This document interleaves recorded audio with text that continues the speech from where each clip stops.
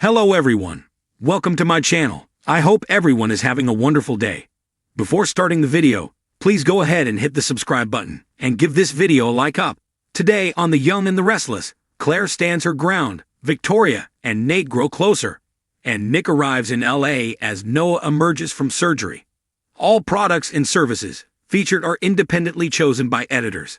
However, soaps.com may receive a commission on orders placed through its retail links, and the retailer may receive certain auditable data for accounting purposes. All products and services featured are independently chosen by editors. However, soaps.com may receive a commission on orders placed through its retail links, and the retailer may receive certain auditable data for accounting purposes.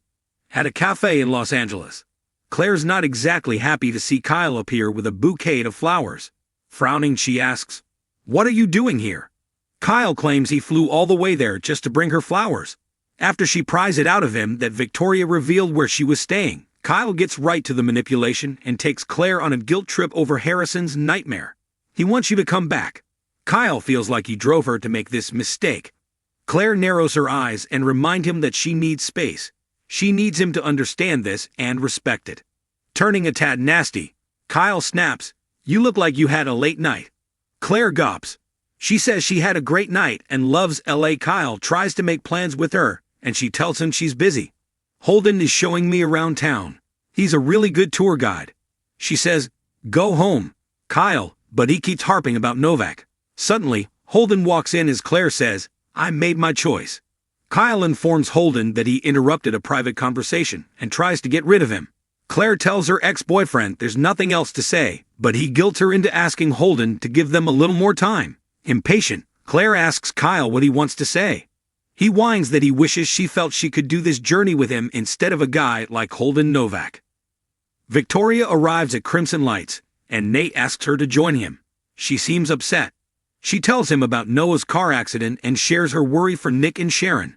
Switching gears, Nate tells Victoria that he and Amy are making a major donation to Memorial in Damien's name. She was thinking of something similar for Cole, who was grateful to Claire's psychiatric team. Her daughter is also in Los Angeles, but she prefers she was home. Nate gets up to speed on Claire breaking up with Kyle. They touch on his split with Audra, which hasn't been easy, but he's focused on helping Amy. Victoria asks if he'll change his mind. He claims he won't. Victoria says Claire tried with Kyle, but couldn't get there. She's worried about her daughter acting out with Holden Novak. Nate's not a fan of the guy. He's not sure he can be trusted. Victoria says Kyle feels the same way, and admits she told Kyle where to find her daughter. She's not sure it was the right decision. They discuss whether Claire might want to go see her cousin Noah in the hospital. Nick and Sharon might appreciate that. Nate's sure everything will work out for the best. Victoria admires his positive thinking. She just hoped she didn't cause more trouble for Claire by sending Kyle her way. In Los Angeles, Nick finds Sharon asleep in the hospital waiting room. She cries, "Oh, Nick," and he holds her. She tells him Noah's in surgery. There's been a lot of trauma to his face and skull from the accident. He's been unconscious. Sharon becomes upset over falling asleep and tells Nick, "I don't think I can do this. Not again." Sharon wails. Why does this keep happening to them? Nick vows they won't lose their boy and reminds her she's not alone. He starts grilling her about the accident. Sharon says the police told her he lost control and landed in a ravine. He was alone and she doesn't know who found him. As Sharon breaks down about why it's taking so long, Nick goes to find answers. A nurse appears and tells Sharon that Noah's out of surgery and will be moved to a room soon. She texts Nick and cries, "My boy is okay," thanking God and hoping he'll be okay. She sobs, "Save our baby. I'm asking you for a miracle." Sharon's composed and updates him. They go over Faith staying behind to look after Christian, and Allie still being overseas, but keeping updated on the group chat with Summer and Faith. In the cafe in Los Angeles, Kyle keeps complaining about Claire choosing to do her journey with Holden and not him. Claire defends it as her choice and warns him to leave it alone. She informs him that he's behaving in a controlling manner. His actions are reinforcing why they shouldn't be together right now. Kyle, thick as a brick, whines some more about Holden. Claire snaps that he's a friend. What she needs is distance from Kyle.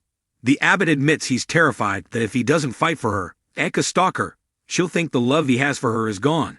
Claire softens a little. Kyle will stay at the hotel in case she changes her mind about spending time together.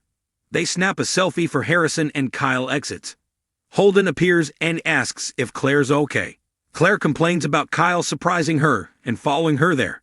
Novak thinks Kyle is still in love with her. He understands why. If she's upset about being there with him, he understands. Claire, touching Holden's chest, says she has no regrets at all. In Crimson Lights, Victoria leaves a message asking Claire to give her a call, and then rejoins Nate, all smiley about how he's helped her this morning. Looking into her eyes, Nate tells her he's always there. The cozy vibe grows as they compliment each other, make plans to have dinner, and hug goodbye. In the hospital in Los Angeles, Nick distracts Sharon with a candy bar. They both can't stop wondering why Noah was out in that canyon, so far from where he's been staying. It doesn't feel right, Nick say of the accident and Noah's attitude leading up to it. He sounded nervous when they talked. Sharon agrees. He was weird about them coming to visit. The nurse appears to say Noah's in his room, and they can see him. Walking into Noah's room, Sharon falls apart in Nick's arms as they lay eyes on their son. Noah's entire head is bandaged, and he's on a breathing apparatus. Sharon weeps and wails. "Oh my God! What has happened to our son?"